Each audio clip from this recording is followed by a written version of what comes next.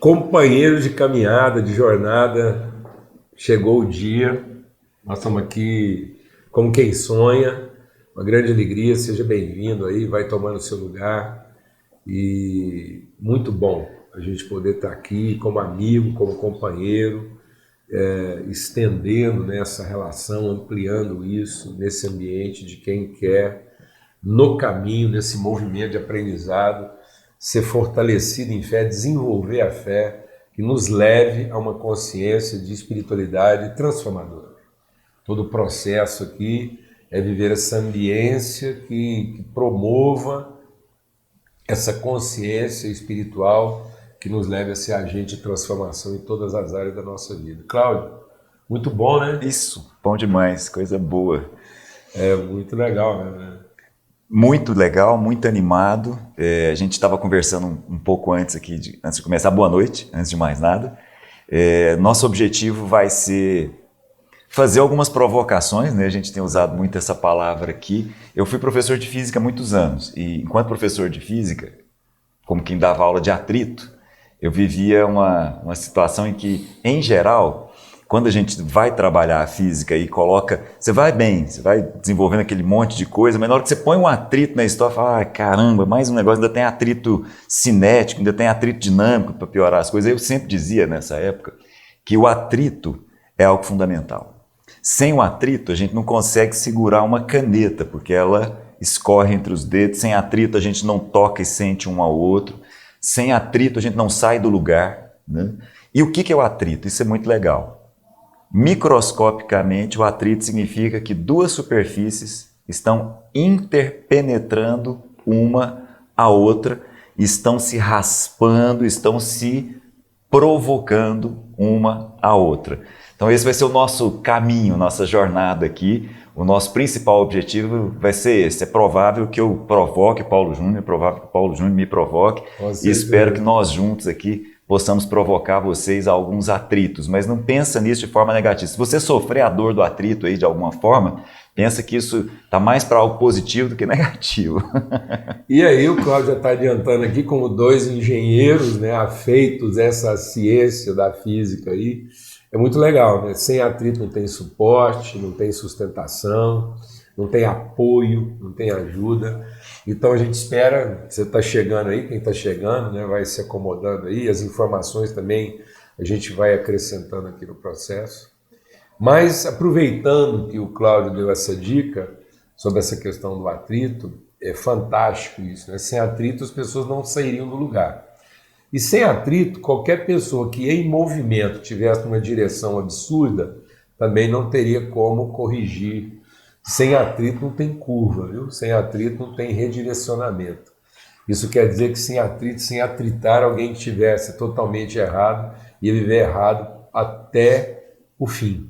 Mas agora, atritando, a gente pode corrigir e, como companheiros do caminho, a gente pode ir acrescentando conhecimento na vida um do outro e se desenvolvendo, né, espiritualmente. É isso.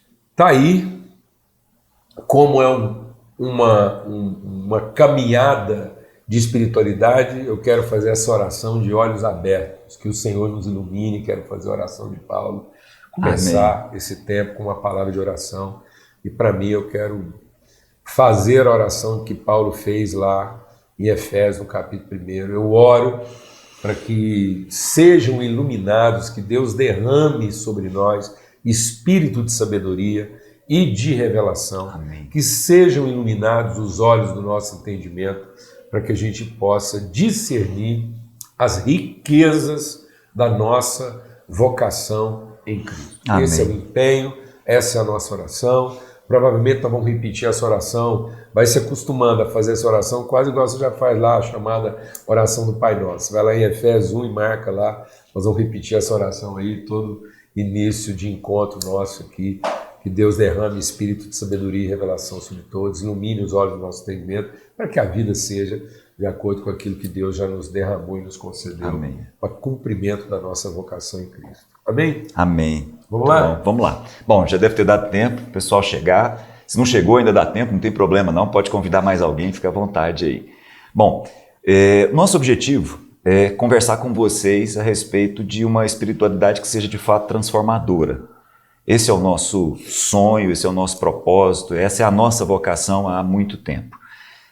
Quando nós buscamos esse entendimento, a nossa leitura foi de que nós podemos começar esse nosso sonho, esse nosso curso, essas nossas reuniões, esses nossos encontros aqui, utilizando os patriarcas como uma fundamentação. Uma fundamentação que é histórica, que é fática, mas ao mesmo tempo também é simbólica, também é arquetípica. Eu acho legal comentar isso com vocês. Um símbolo é sempre algo que mostra muito mais do que o símbolo em si. Então, imagina, se você olhar uma circunferência, se você enxergar um círculo que tem a letra E e um X em cima, a letra E com um X em cima representa muito mais do que aquilo que de fato o símbolo é. Abraão, Isaac e Jacó, os patriarcas, os pais do povo hebreu, são muito mais do que a história em si. Eles são símbolos, eles são arquétipos, eles são profundos, eles são metáforas, eles são parábolas, usando a expressão do autor de Hebreus, eles são alegorias, eles são, de fato, algo que deve mexer com a gente muito mais do que a própria imagem. Então, a nossa ideia é essa. E eu acho relevante comentar com vocês dois momentos significativos nesse caminho aí. Tem um momento, vocês devem se lembrar, em que Moisés ouve uma voz a partir de uma planta que estava pegando fogo e não virava cinza, e aquilo é marcante para a vida de Moisés. E aí, naquele momento, o próprio Deus dessa planta que pegava fogo falou para Moisés: Moisés, seguinte, eu sou o Deus de seu pai, o Deus de Abraão, o Deus de Isaac, o Deus de Jacó. Esse é o nosso objetivo, falar a respeito do Deus dos nossos pais, Abraão, Isaac e Jacó, e pensar um pouco a respeito deles. E também me marca, já indo para o Novo Testamento, quando Jesus é confrontado com uma classe entre os judeus, os saduceus, que, abrindo um parêntese, eram as pessoas mais ricas, os sacerdotes em geral faziam parte desse grupo dos saduceus, e era um grupo que, para nossa surpresa, não acreditava que tivesse mais nada depois da morte. Isso é uma coisa significativa. E Jesus precisava responder a esse grupo numa linguagem que eles pudessem compreender. Como eles ainda tinham os 5 primeiros livros da Bíblia, o Pentateuco, como algo que eles respeitavam, a Torá, então Jesus tinha que responder a partir daquilo que eles liam, né? E aí Jesus responde: olha, eu sou o Deus de Abraão, de Isaac e Jacó. Vocês não leram? Ele não é Deus de mortos, mas Deus de vivos. Isso é muito forte, né? Então isso por si só já vale a pena a gente conversar. Então meu objetivo aqui, para a gente startar essa conversa, vai ser falar um pouco a respeito desses patriarcas. E aí acho que vale a pena a gente fazer uma viagem. É difícil para nós fazemos parte da geração, C.S. Lewis diz que nós somos a geração adolescente, aquela geração que acha que os mais velhos não têm nada a dizer e que é sempre mais inteligente do que todo mundo que ficou para trás. É uma ingenuidade muito grande. Mas o fato é que, quando a gente volta 3.500 anos e pensa na geração dos patriarcas, pensa no tempo dos patriarcas, vale a pena a gente entender que naquele momento existiam 3 regiões com um certo nível de sofisticação. Então nós tínhamos naquele momento, naquilo que os historiadores chamam de Antigo Oriente Próximo, nós tínhamos o Egito, de um lado, ao sul, nós tínhamos a Caldeia, né? Nós tínhamos a Mesopotâmia ao norte, tínhamos o que nós chamamos hoje de Palestina ali no meio. Todas civilizações formadas a partir dos rios. Então, a Mesopotâmia estava lá em cima, perto dos rios Tigre e Eufrates, o Egito ao redor do rio Nilo, e a Mesopotâmia e a Palestina ao redor do Jordão, né? Vale a pena você entender isso. Havia uma certa sofisticação no lugar onde Abraão estava. Abraão começa a sua história para nós lá na Mesopotâmia, na cidade de Ur, depois na cidade de Harã, cidades que foram anteriores a Abraão no sentido de trazer para nós um código que é famoso até hoje. Existia, antes de Abraão, o Código de Hammurabi, aqui agora falando como construtora, trouxe uma curiosidade aqui, talvez você conheça, não sei, né? Mas o Código de Hammurabi, que tinha uma preocupação do Hammurabi ao colocar isso, era uma preocupação com o órfão e a viúva. E ele escreve isso. Não sei se você morou em Londres um tempo, não sei se você teve chance de visitar ali o que sobrou da pedra, né, onde está o código de Hammurabi, né? E tem lá essa preocupação do mais forte sobre o mais fraco. E aí isso por si só já ensina para a gente que esse povo não era um povo primitivo como muitas vezes nós pensamos. Né? Como a gente muitas vezes quer tratar todos os povos. Exatamente. Né? Não existe esse primitivismo que muitas vezes é usado como força de dominação. Exatamente. Nós vamos falar sobre isso, inclusive, uma das aulas, né, dessa caminhada nossa vai tratar exatamente sobre essa questão quando a gente trouxer lá na figura dos nossos pais da fé o Melquisedeque, que vai ser, depois dos patriarcas, aí, essa figura que universaliza o processo. Né? Essa coisa do paganismo é muito mais uma conveniência religiosa do que respeito espiritual. E ainda aumenta a nossa arrogância, né? Coloca a gente mais arrogante ainda. Né? Só existe prepotência porque a gente qualifica o outro como pagão. Né?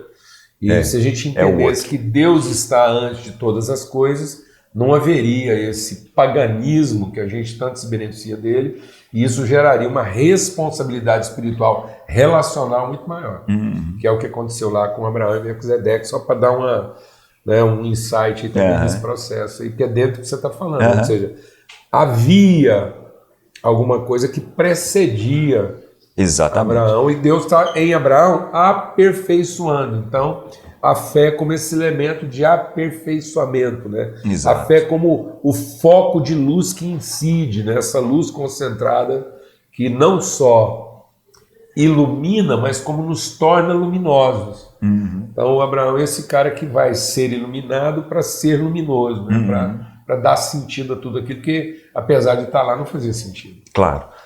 E é interessante entender, Abraão está totalmente inserido num tempo. E esse tempo, embora diferente do nosso, sob vários aspectos, continua nos ensinando, continua falando para a gente. É esse o ponto. Mas eu queria trazer uma curiosidade para você aqui, se tiver algum outro engenheiro aí, fazia parte do código de Hammurabi o seguinte, dizia lá assim, se por acaso o construtor construir uma casa e não fizer o reforço adequado para a construção dessa casa e essa casa cair sobre os moradores, ele deve morrer. Olha que coisa, né? Pena de morte para o consultor irresponsável. Exatamente. Pouca gente sabe disso, a chamada lei de Talião, olho por olho, dente por dente, vem dessa época, né? Isso faz parte da Torá, mas é anterior à Torá, e esse é um dos pontos que talvez a gente converse com mais cuidado.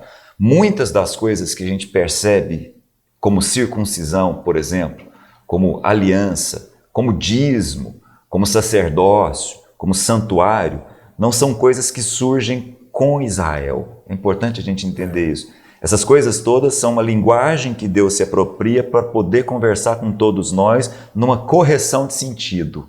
É esse o ponto. Inclusive é isso que a palavra de Deus diz, que Deus escreveu no coração do homem a eternidade. Isso está lá. Está lá no nosso chip de memória espiritual, está lá. A gente tem essa memória, mas talvez não soubesse mais como traduzi-la, porque a relação com Deus da nossa parte foi quebrada, mas não dele conosco. Então, o pecado só nos separou de Deus, não separou Deus da gente, e Deus agora vem lá e faz esse chip, né, de memória, de fé, de conhecimento, funcionar no coração e na mente de Abraão. É isso. É uma cura. E aí, vale a pena a gente falar que Abraão, quem nos ensina isso é Josué, num tempo bem diferente. Abraão e o irmão dele Naor, assim como o pai dele Terá, viviam além do Eufrates e prestavam culto a outros deuses. Está lá em Josué, no capítulo 24, no finalzinho, o último discurso de Josué antes de morrer. Então é importante a gente entender que Abraão não nasceu pronto, assim como nenhum de nós. Então nós vamos seguir uma caminhada aqui conversando a respeito de Abraão, de Isaac, de Jacó, dos personagens que estão ao redor, inclusive o próprio Melquisedeque, mas ele não nasceu pronto. Ele tinha uma origem semita, ele vem de Sem, ele vem de Noé, ele sai de onde a geração dele toda saiu e vai parar na Mesopotâmia, ele é um semita morando na Mesopotâmia, sabia quem era o deus El, vai ser confrontado com o Deus dos seus pais. No entanto, ele também entendia que haviam outros deuses, e ele vai participar de uma construção importante aí. Mas o fato é o seguinte, chega um dia na vida de Abraão, assim como nas nossas vidas, que Deus fala.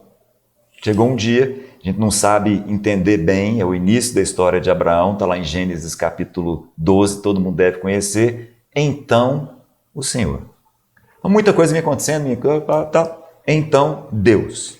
Assim como nós. Então Deus. Chegou uma hora que então Deus resolveu falar. E o que ele disse para Abraão foi o seguinte: sai da sua terra, sai do meio dos seus parentes, sai do meio da casa de seu pai e vá para a terra que eu vou te mostrar ainda. Não vou te dizer qual é não, ainda vou te mostrar. E é o seguinte, Abraão, vou fazer de você um grande povo. Eu o abençoarei. Tornarei famoso o seu nome e você será uma bênção. Abençoarei os que te abençoarem, amaldiçoarei os que te amaldiçoarem, e por meio de você, todos os povos da terra, ou se você quiser, numa versão mais antiga, todas as famílias da terra serão abençoados. Muito bem, eu vou voltar nesse texto daqui a pouco, mas eu quero fazer uma coisa com vocês aqui. Eu quero fazer uma leitura a partir da forma como Paulo fala de Abraão. E eu quero provocar vocês aqui a essa conversa. Quando Paulo escreve a sua primeira carta, e talvez a carta mais nervosa de Paulo, talvez a carta em que Paulo esteja mais duro, a carta aos Gálatas, a carta às igrejas que se reuniam na região da Galácia, Paulo fala de uma coisa que me chama muito a atenção. Ele fala a respeito do Evangelho, de duas formas. Ele diz que há dois evangelhos. Me chama muita atenção, já de cara, no início da carta de Paulo aos Gálatas, ele diz assim: admiro-me, presta atenção nisso, admiro-me que vocês estejam abandonando tão rapidamente aquele que os chamou pela graça de Cristo para seguirem outro evangelho, que na verdade não é o evangelho. Então, presta atenção junto comigo aqui no jogo que Paulo vai fazer com essas palavras. Então ele fala: estou admirado, estou surpreso, estou espantado, como que vocês muito rapidamente, eu estou vivo ainda, e vocês muito rapidamente deixam de seguir o evangelho para seguir um outro evangelho. E continua: o que ocorre é que algumas pessoas os estão perturbando, querendo perverter o evangelho de Cristo. Mas ainda que nós, um anjo do céu, pregue um evangelho diferente daquele que lhes pregamos, que seja amaldiçoado, que seja anátema. Como já dissemos, agora repito: se alguém lhes anuncia um evangelho diferente daquele que já receberam, que seja amaldiçoado. Só um parêntese, Paulo não tem nenhuma dificuldade, assim como Jesus, de repetir. Ele faz questão, como já dissemos, repito, tem um outro evangelho, um evangelho diferente aí. Irmãos, quero que saibam que o evangelho que foi por mim anunciado não é de origem humana. Não recebi de pessoa alguma, nem me foi ensinado. Pelo contrário, eu o recebi de Jesus Cristo por revelação. Eu queria tocar aqui em duas palavras. A gente tem uma preocupação com as palavras exigem cuidado, e uma das palavras que eu queria destacar aqui é exatamente a palavra-chave nesse primeiro texto que a gente leu, Evangelho. Evangelho é uma soma de duas palavras, euangelo, ou Evangelho, né, como o latim trouxe para a gente. O eu mesmo, literalmente, é o que é bom. E o ângelo, de onde vem inclusive os nossos anjos, é mensageiro, ou simplesmente mensagem. Então, há uma boa mensagem. Isso é a palavra evangelho. Como mensagem, para nós também ocupou, num determinado momento, a expressão notícia, né? Então, você também pode usar essa expressão, boa notícia, boa nova, né? Tem até em inglês, né? Quando o americano, o britânico vai falar a respeito de notícia, ele usa a palavra nova, né? News.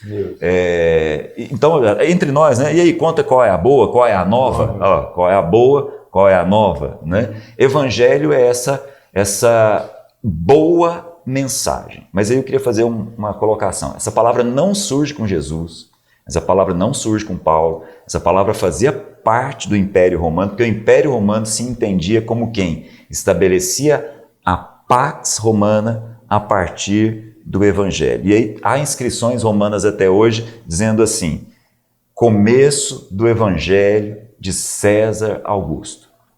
Porque César Augusto, na concepção dos romanos, era o senhor que traria uma boa mensagem. Muito bem. E de paz, né? Que é curioso. Exatamente. Jesus é anunciado como aquele que vai trazer a paz. Exatamente. É inclusive a voz do anjo, né? O anjo. Boa notícia proclamada pelo anjo. Exatamente. Paz na terra. O anjo é interessante, né? Um anjo trazendo um anjo, né? Trazendo um mensageiro trazendo a mensagem, né? Só que ele faz questão, é uma boa mensagem. Porque, para muitos que não sabem, isso era o slogan do Império Romano, era Exatamente. a Pax Romana. Então, em nome da paz, eles dominavam, subjugavam, controlavam. E Jesus vem fazer essa paz através do seu sacrifício. Exatamente. Uma ressignificação. Exatamente. A expressão é a mesma, mas o significado é totalmente Exatamente. Só que não é desse evangelho que Paulo está falando. Paulo não está contrapondo aqui o evangelho de Jesus Cristo com o evangelho de César Augusto. O que Paulo está ensinando para a gente é o seguinte, tem um outro evangelho entrando na comunidade de vocês, que é, na verdade, uma perversão do evangelho de Cristo. E aí agora eu queria falar dessa segunda palavra, perverter. A palavra original aqui é meta-estrepo. De novo, ela é a composição de duas palavras. Meta, como a gente conhece demais, de metamorfose, de metáfora, de metanoia, de metafísica e agora mais recentemente metaverso, né? Meta é aquilo que vai além. E a segunda palavra aí, que compõe a palavra perverso, na perversão aí na nossa tradução, é a mesma palavra utilizada para conversão. Então, quando Jesus diz assim, se vocês não converterem o coração de vocês como o coração de uma criança, vocês não vão poder conhecer o reino dos céus.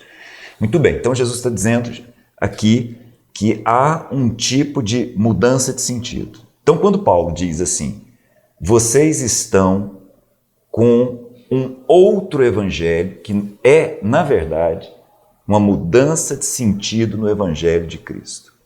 Eu queria chamar a atenção para esse ponto. A questão toda tem a ver com o sentido, não tem a ver com a estrada. A estrada continua exatamente a mesma, as expressões continuam exatamente a mesma, mas o sentido foi completamente invertido. Então aqui nós não estamos falando a respeito de uma preocupação de Paulo com o evangelho de César e o evangelho de Jesus. Não, é que surge de maneira muito sagaz dentro daquelas comunidades uma mudança de sentido no evangelho de Cristo. E esse é o ponto. E aí agora eu quero voltar para Abraão pelo seguinte. Paulo continua falando a respeito do evangelho na carta e ele diz assim no capítulo 3. Prevendo as escrituras que Deus justificaria pela fé os gentios. Presta atenção. Deus anunciou primeiro as boas novas, ou seja, Deus, o próprio Deus, anunciou primeiro a Abraão o Evangelho. O Evangelho foi anunciado primeiro, ele foi pré-anunciado a Abraão. Aí você fala assim, mas como? Abraão? Abraão é anterior a Moisés, não vou nem falar anterior a Jesus. Como é que o Evangelho chegou para Abraão primeiro do que para todo mundo? Que evangelho é esse que foi pré-anunciado? É o evangelho que Paulo está defendendo. É o evangelho do sentido correto. E qual é o evangelho do sentido correto? Qual é o evangelho que Abraão recebeu primeiro? O evangelho que Abraão recebeu primeiro é o seguinte, Abraão, te abençoarei e você vai ser uma bênção. Por meio de você, todos os povos da terra serão abençoados. É o próprio Paulo que está dizendo. Prevendo as escrituras que Deus justificaria pela fé os gentios, anunciou primeiro o evangelho a Abraão. 2 pontos. Por meio de você, todas as nações serão abençoadas. Então, qual é o evangelho? O evangelho é a compreensão de que nós já fomos abençoados. Nós agora somos a bênção e nós agora abençoamos. Inverter isso daí significa perverter o evangelho. Então, para os nossos dias, o que seria perverter o evangelho? Significa o seguinte: ir a Deus para pedir a bênção. É inverter o evangelho. Se nós até hoje estamos procurando a Deus para obter a bênção, nós invertemos o sentido. Nós pervertemos a mensagem de Cristo. Porque a mensagem de Cristo diz assim: eu te abençoei. E agora, você é a bênção. E agora, caminha e abençoa todas as famílias da terra, quem Deus colocar na sua vida. Se nós não entendermos isso, nós não conseguimos captar uma espiritualidade que de fato é transformadora. Então eu queria, nesse primeiro encontro nosso, deixar um primeiro princípio fundamental, Eu creio que, como o Cláudio usou aqui, essa expressão provocação, né, que é um provocar, é para que a nossa vocação se cumpra. Então aqui vai ser um esforço de estimular, né, de catalisar. Eu acho que esse é bem o sentido que Paulo usa lá aos Efésios. Ele diz assim: suportando uns aos outros em amor. Então isso aqui não é para dar um suporte, um amparo técnico, né, de informação, mas é para provocar um movimento de transformação. Então, nosso empenho com esse encontro aqui da espiritualidade transformadora é o empenho de um catalisador. Nosso esforço aqui é esse esforço de colocar sal na fonte, para que a fonte que já está lá seja apenas purificada. A fonte está lá, mas as águas eram amargas. Então aqui é o empenho de colocar um catalisador na fonte para que ela deixe esse amargor, que é exatamente o que o Cláudio está dizendo. Então não é uma mudança como quem está alterando o caminho, é uma transformação como quem está significando o sentido e o propósito. Então aqui é um esforço de significação do propósito. Porque o homem não se perdeu indo para outro caminho, ele se perdeu trafegando nesse caminho de maneira invertida, que foi o que o diabo fez na Exatamente. A nossa relação com a vida ficou invertida, porque nós começamos a ver o alimento a partir da fome e não o alimento a partir do seu propósito. Então, quando Deus nos deu o alimento e depois colocou a gente e permitiu a fome, então a fome estava significada no privilégio de repartir o alimento e não de comê-lo para ser satisfeito. O diabo foi lá e mudou tudo isso.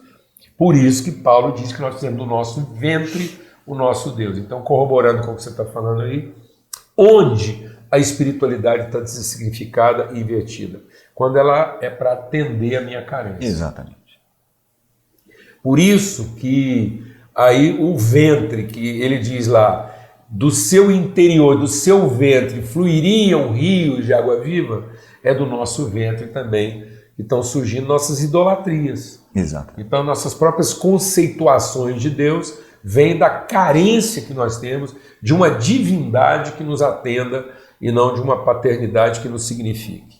Por isso que o Abraão é o pai da fé, e é essencial a gente voltar aos pais, entender, mais do que entender qualquer outro desafio na vida de Abraão, por que ele é o pai da fé? Porque a própria promessa dele ser bênção estaria associada a ele ser pai. Então o que Abraão? Não é que Deus falou que iria ser esse cara aqui? Vou te dar um descendente. Dar um descendente para um homem impotente casado com uma mulher estéril. Então é um homem potencialmente infértil, né? Porque ele é impotente e a mulher dele estéril. Então é uma combinação assim. Por isso que é a boa nova. Ele está dando a boa nova para um cara impotente casado com uma mulher estéril, uma associação totalmente infrutífera. Deus vem e faz uma catálise, ele vem e provoca, ele coloca uma palavra que inverte e reverte essa realidade e faz agora dele pai de muitos filhos. Então, tudo na vida do Abraão está associado a isso, a essa bênção de gerar. Porque Deus não só promete para ele uma uma descendência. Descendência. Essa é a palavra de fé. Qual é a palavra de fé? Não é vou te dar carro, fortuna, dinheiro, sua empresa vai ser... Isso tudo está no pacote da paternidade. Então a gente não vai ser bom pai porque tem uma boa empresa, porque tem o dinheiro, porque não. É porque nós já temos todas as condições de paternidade. Essa é a perversão. Essa é a perversão. Essa é a perversão. Achar que um bom pai é quem tem, ao invés de quem é. E nós estamos aqui cercados de jovens que estão sendo o tempo todo bombardeados da ideia de que a hora que você tiver o dinheiro, você casa, viu, menino? Sem dinheiro, você não casa, não. Exatamente. Então, assim, perversão. Então saibam que vocês têm todo o recurso para casar, para ter filho, para ser bem-sucedido em todas as áreas. Não queiram ter os filhos que vocês gostariam de ter, mas sejam pais de todos os filhos que Deus quiser dar a vocês. Aí está resolvido. Está resolvido.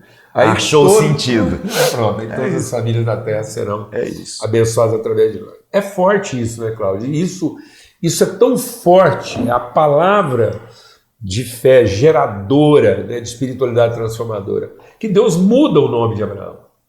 Deus coloca no nome de Abraão uma letra. Som, uma letra, né, porque não dá nem para chamar de vogal. Um som, né? E Deus acrescenta uma sonoridade ao nome de Abraão. Tão legal isso, né? Muito, muito. Você sabe o que eu curti agora pensar nesse negócio? Que Deus deu uma inflexão ao nome de Abraão. Deus colocou um movimento. É como se o nome de Abraão fosse Abrão, estático, né? Aquela coisa, pá! E Deus vai lá e faz de uma coisa estática um movimento. Né? Deus dá uma... Abraão, né? Então, assim... E o que é esse som?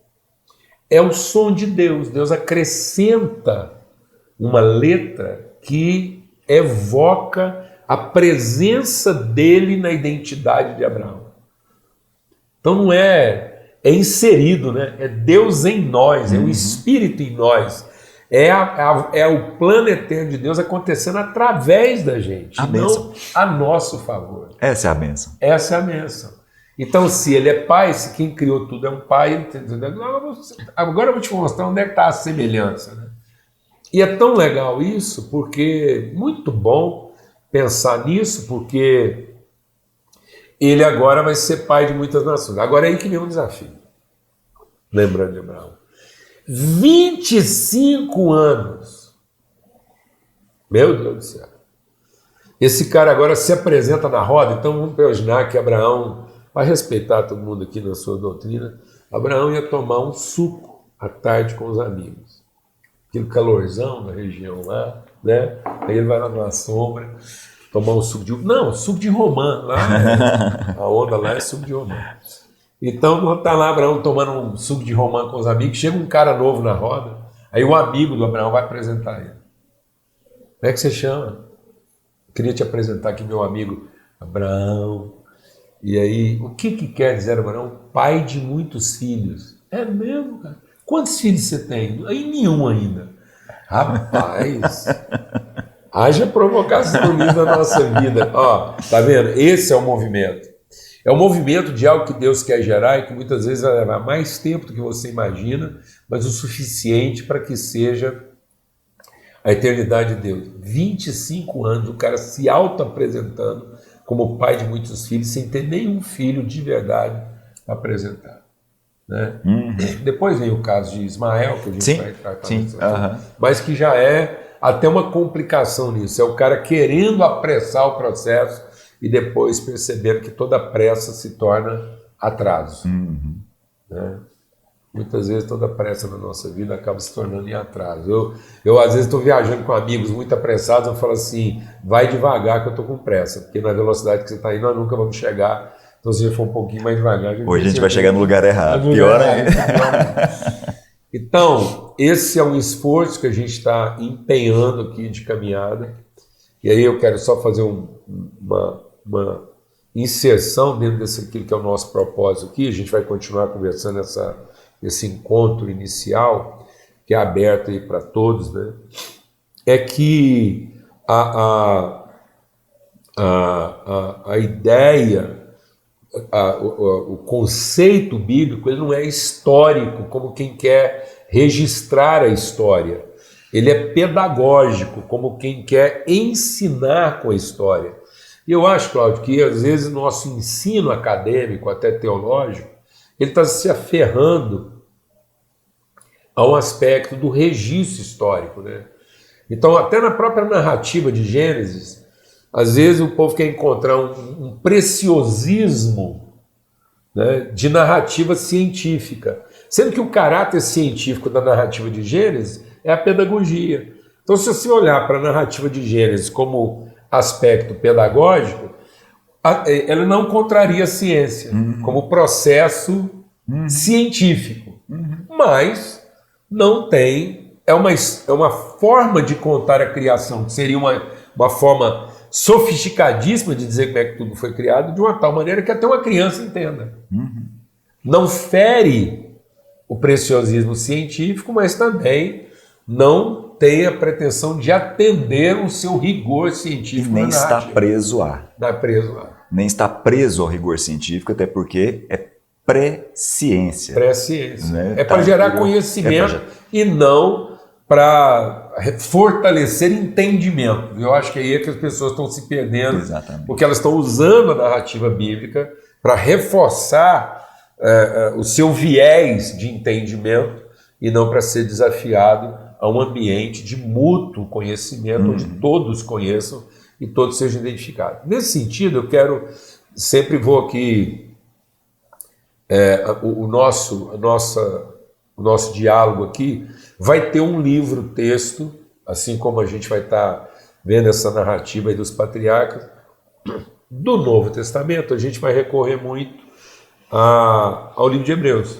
Então já vou antecipando aqui que Hebreus vai nos ajudar, porque o livro de Hebreus ele vem e coloca essa inserção dizendo toda a narrativa do Velho Testamento ela é real, ela é histórica, ela é verossímil, ela é factível, mas ela é uma parábola, ela não é uma fábula, que às vezes as pessoas usam o termo parábola e falam, mas então é porque não aconteceu. Não, a parábola é um acontecimento de caráter pedagógico. Então, se eu tirar o caráter pedagógico da narrativa, eu estou ferindo a própria natureza da narrativa. Então, tudo que Deus permitiu no Velho Testamento, Deus assumiu uma conta altíssima. Mano. A conta do Velho Testamento é altíssima.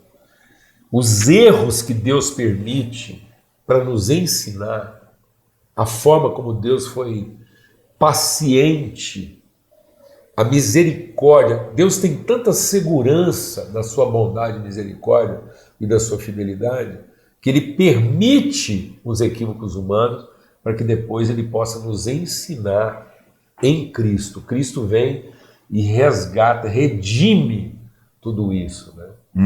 Então ele não restitui os danos causados pelo erro, mas ele significa as pessoas até nos seus erros. O perdão não apenas perdoa, como ressignifica. O perdão que não ressignifica, não perdoou, né? Então a gente vai falar sobre isso também. Então é essencial, porque isso tem que estar no nosso primeiro encontro, na nossa primeira aula. E aí, voltando para Hebreus, ele diz assim: portanto, nós que estamos cercados de uma tão grande nuvem de testemunhas. E aí, eu pensar que hoje é como se Abraão, Isaac e Jacó tivessem sentados na arquibancada do estádio onde eu estou enfrentando a maior luta da minha vida.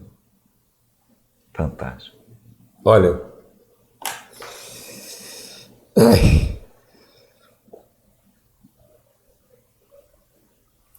as maiores lutas da minha vida é olhar para a arquibancada e pensar que a história daqueles homens está significada na nossa história. Que o escritor de Hebreus chega a dizer assim, para que eles, sem nós, não fossem aperfeiçoados. Você consegue imaginar o Abraão, com tudo que ele viveu em Deus, esperando até hoje pelo Cláudio, pelo Paulo Júnior, muitas vezes a nossa estupidez, ele olhando para nós e falando assim, não, eu já fui estúpido igual você, mas fica firme, olha para cá. Eu sou sua torcida. Creia. Creia.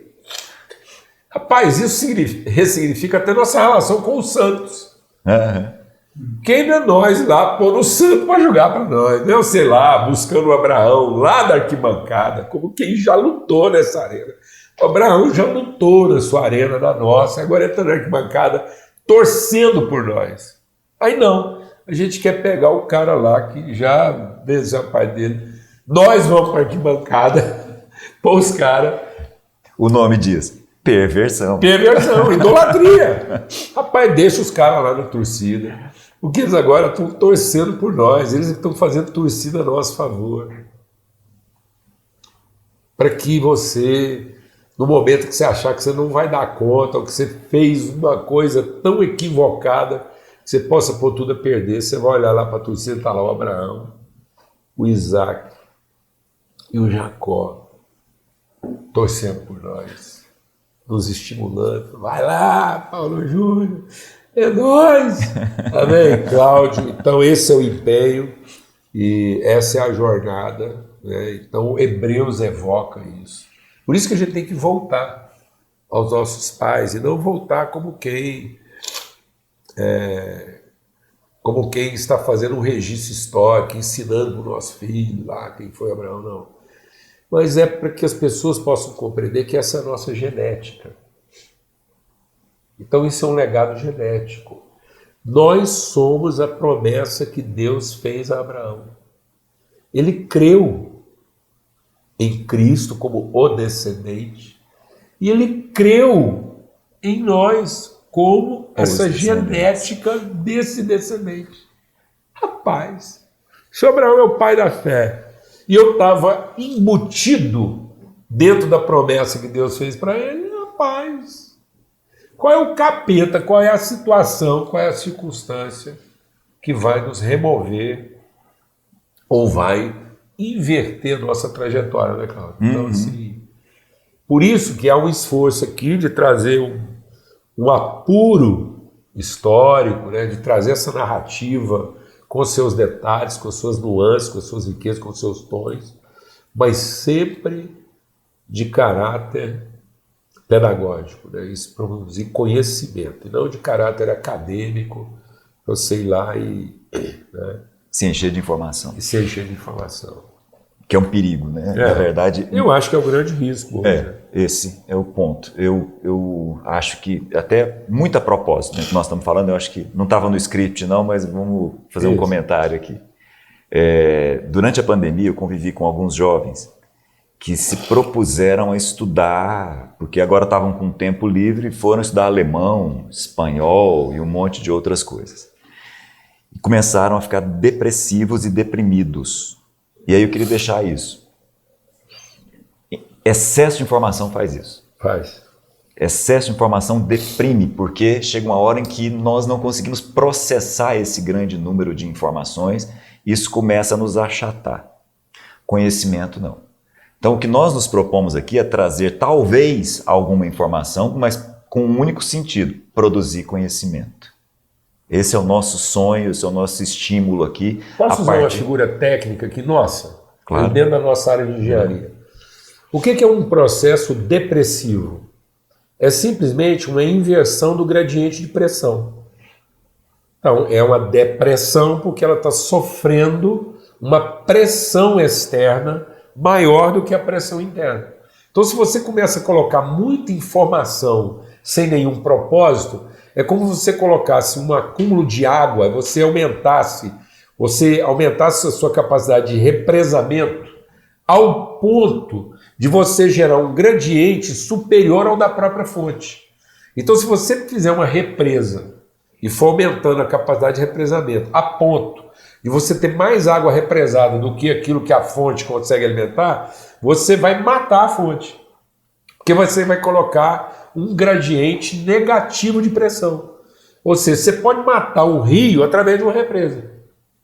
Então, se a represa não respeitar o gradiente de pressão do rio, não respeitar o fluxo, essa energia potencial acaba perdendo o seu sentido cinético. Ela deixa de ser energia de produção, porque ela ficou tanto potencial, e eu acho que é isso que está acontecendo com muitos jovens, é tanto potencial, você tem potencial para aquilo, você tem potencial para aquilo, e aquilo não tem vertente cinética, não tem movimento. Ele nunca se engaja com nada, ele está sempre acumulando mais para poder, para ter certeza que pode mais, que criou uma pressão externa que causa uma depressão interna. Então nós temos que liberar os fluxos interiores de pressão, ou seja, então nós estamos aqui para pôr pressão, só que uma pressão de dentro para fora. Então nós não queremos trazer mais informação que te deprima, mas nós queremos trazer conhecimento que te pressione, que catalise um movimento. Por isso que é importante a sua proatividade no processo aqui, a sua co-participação, o seu companheirismo de pão.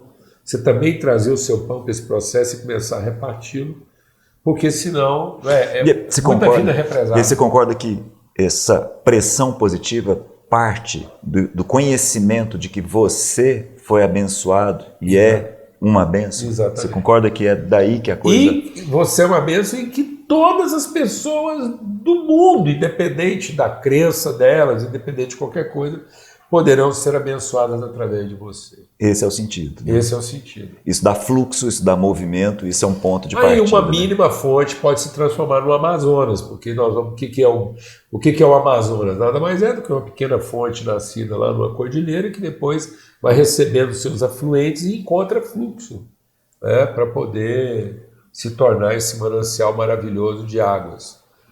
Agora, é muita gente hoje represada, essa palavra, você tem potencial, mas para que propósito? Então, pessoas que se tornaram o quê? Acumuladoras, né?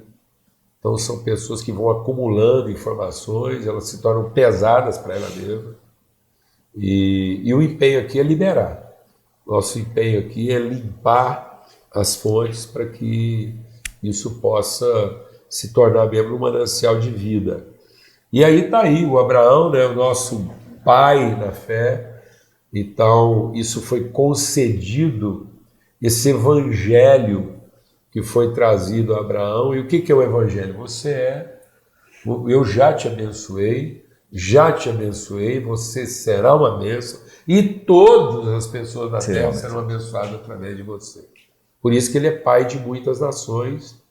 Só que o mais desafiador eu tenho compartilhado isso como pai, né? E hoje como avô e bisavô. Gerar um filho demora 9 meses, mas gerar um pai pode demorar 25 anos. Então, Jesus, gerado pelo poder do Espírito Santo, foi um bebê de 9 meses. Com todas as dificuldades, Isaac foi um bebê de 9 meses. Então, a partir do momento que o processo de Deus se instala, é rápido. Mas gerar um pai, no caso de Abraão, levou 25 anos. Então, que nenhum de nós aqui leve 25 anos para conceber daquilo que Deus está colocando no nosso coração. Porque uma vez que o nosso coração se abre, em 9 meses, isso pode produzir 3,5 kg de gente. Então, o maior desafio é ter um entendimento transformado, né, Cláudio? 25 anos para formar um entendimento.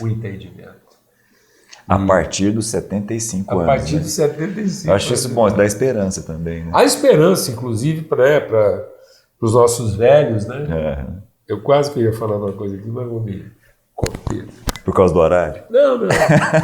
Vamos misturar os assuntos. Depois em off aqui a gente conversa. E há esperança. Só quer dizer que há esperança aos 75 anos.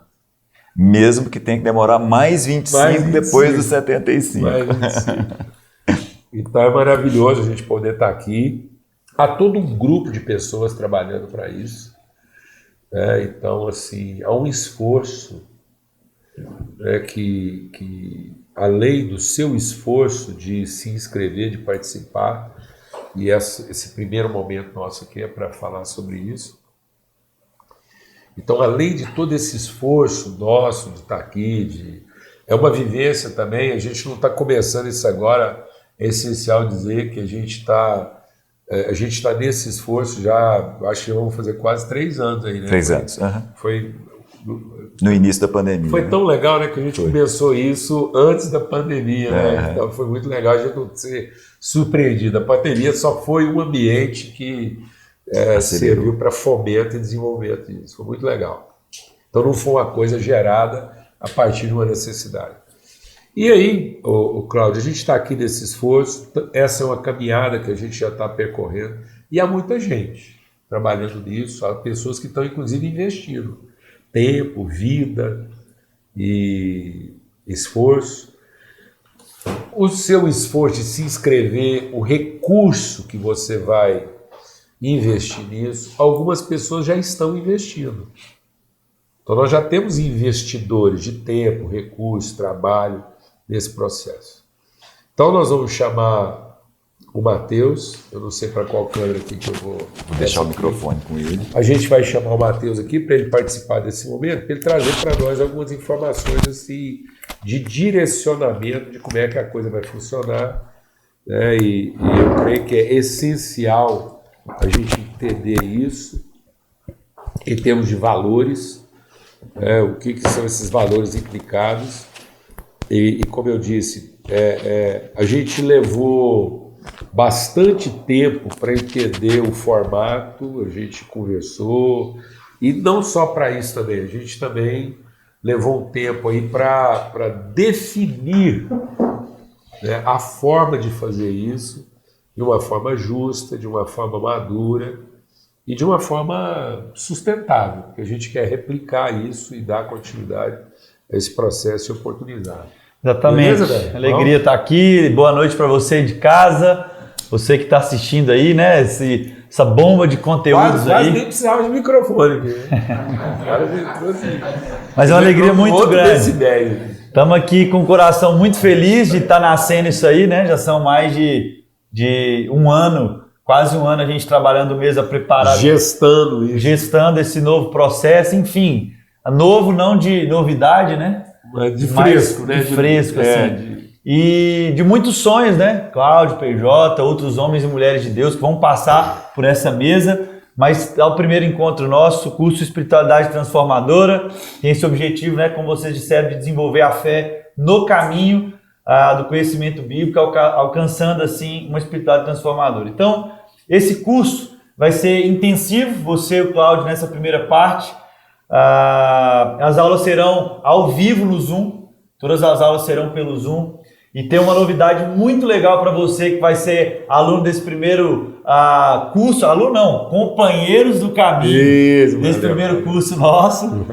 A nossa última aula presencial, a nossa última aula vai ser híbrida, então você de longe, fora do país. Só um minutinho, nós temos tempo, porque o Matheus está trazendo a formação assim meio acelerada, pode tem hora que ele me lembra minha filha Isabel. Às vezes a Isabel vai me dar alguma informação, fala assim, Bebel, deixa eu tomar um Angove primeiro, que é aquele remédio para enjoo, né? Como é que chama aquilo? Eu tô te enjoando. Não, é porque é tão acelerado que às vezes eu não dou conta. Então, o pessoal mais jovem consegue até te acompanhar. Então, esses caras, deixa eu fazer uma pausa aqui. Eles conseguem ouvir uma mensagem acelerada 3 vezes. Eu fico do lado dessas pessoas, me embrulho o estômago, minha mente não dá conta, não. É como se eu estivesse fazendo uma curva assim. Da labirintite. Eu tenho 65 anos. Então agora assim, um pouco mais de slow, as informações. Coloca aí, 0,6 no áudio. Exatamente. Mas é uma alegria muito grande mesmo, é a empolgação nossa. Eu sei. De ver esse negócio nascendo, tá aqui os meninos, a gente está caminhando com a gente aí já há um tempo. Como você falou, investir na vida, né? Investir no meninos tempo. E meninas, porque nesse exato momento agora nós não temos meninas participando aí, mas nós temos aí. Uma equipe gigante, de muito tempo investindo. Tem os meninos aí também que apostaram nesse projeto nosso. Enfim, uma alegria muito grande para a gente. Todas as aulas vão ser no Zoom, serão 6 encontros e o último encontro vai ser muito precioso. Nós vamos divulgar para aqueles que forem alunos, forem companheiros do caminho nosso. Vão estar inscritos a participarem, aqueles que puderem vir para Goiânia, aqueles que forem da região do Centro-Oeste vão poder assistir. Não, Matheus, mas eu sou de muito longe, sou de outro país, é totalmente online. Não, já está avisando hoje, nós já vamos avisar a data. Boa. Vamos avisar a data, que dia que vai ser e tal, direitinho, vamos passar essa informação. Porque você já pode, inclusive, se organizando. Dá para vir até a pé. Dependendo do lugar que você estiver no Brasil, você vai vir, né? Vai pegando carona. A gente gostaria de ter esse fechamento com lindo encontro. Presencial, né? E também online. Boa. E aí você vai perguntar, tá, Matheus, vocês estão falando isso, mas e aí? Qual o valor disso? Não tem valor, né? O que nós estamos construindo junto não tem valor. Mas, como todo trabalho, ele é precificado. Tem um custo. Então não tem valor, mas ele tem preço, né? E esse custo a gente dividiu aí, para aqueles que vão dividir em 12 vezes, vai ficar de R$ 29,70, mas você pode pagar à vista também por R$ 297, Pix, boleto. A gente quer facilitar todas as formas para você ser parte com a gente. Matheus, mas eu tenho uma ideia, você vai procurar o nosso suporte, quando você for fazer a compra, eles vão te auxiliar, para que você não fique de fora dessa mesa preparada, desse caminho, dessa jornada aí, tá bom? Então, esse aí é o preço desse trabalho e desse curso nosso aí. Então você fizer a sua inscrição aí, o seu cadastro, a compra sua até meia-noite do dia de hoje, você vai ganhar também um bônus, um livro em PDF, um e-book do Paulo Júnior, ou Quando é Deus Quem Fala. Você lembra desse aí, né? Claro. Quando é Deus Quem Fala, você vai receber um e-book. Matheus, isso aí é estratégia. Não é. Uma palavra desafiadora. Nós não vamos mandar, mas nós vamos estender. Esse aí não. Se você fizer aí a sua inscrição, se fizer a compra até hoje, você vai ganhar esse e-book aí no seu e-mail, bonitinho. E para os outros 100 inscritos, os outros 100 primeiros inscritos, me inscrevi amanhã, beleza. Está dentro dos 100, você vai ganhar um guia de estudo do DNA e propósito. Então, o livro DNA e Propósito está aqui, você vai ganhar um guia de estudo desse livro, talvez você já tenha na sua casa, já adquiriu, talvez depois você pode adquirir na loja mesmo preparada, mas o guia de estudo, os 100 primeiros inscritos vão receber aí no seu e-mail um e-book para você acompanhar aí. Então, eu acho que é isso aí, são as informações, nós estamos muito felizes, a gente sabe que a gente vai crescer muito na jornada e estou muito animado de tudo que a gente vai viver aí no Mesa Preparada Educação. Bom demais, né? Demais da conta. A gente está assim, muito alegre com tudo isso, mais do que só motivado, porque é um esforço, né? A gente está vendo materializar algo que a gente quer repartir conteúdo e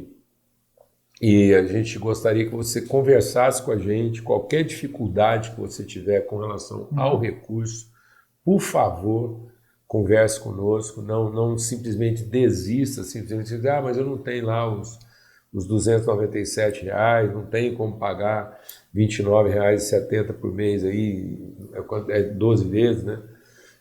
Mas conversa com a gente. Inclusive, eu já vou te adiantar aqui que para aqueles que efetivamente não tiverem esse recurso e precisar, às vezes, de uma ajuda de bolsa, meia bolsa, nós temos uma forma de ajudar você. E você, por favor, entre em contato conosco, que a gente vai fazer o máximo possível para que não seja a questão financeira impedimento para você participar desse processo, tá bom?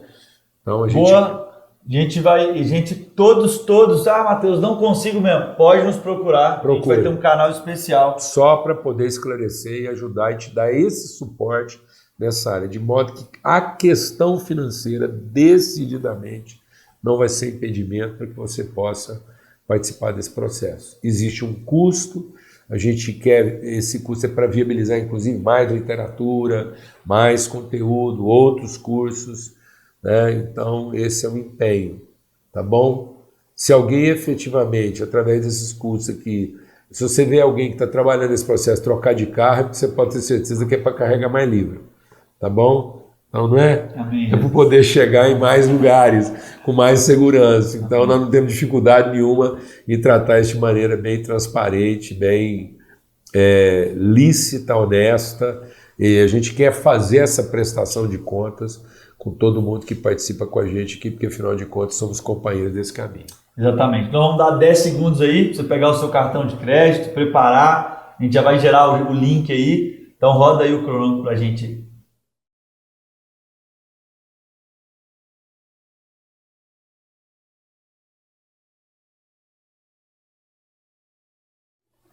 Deu?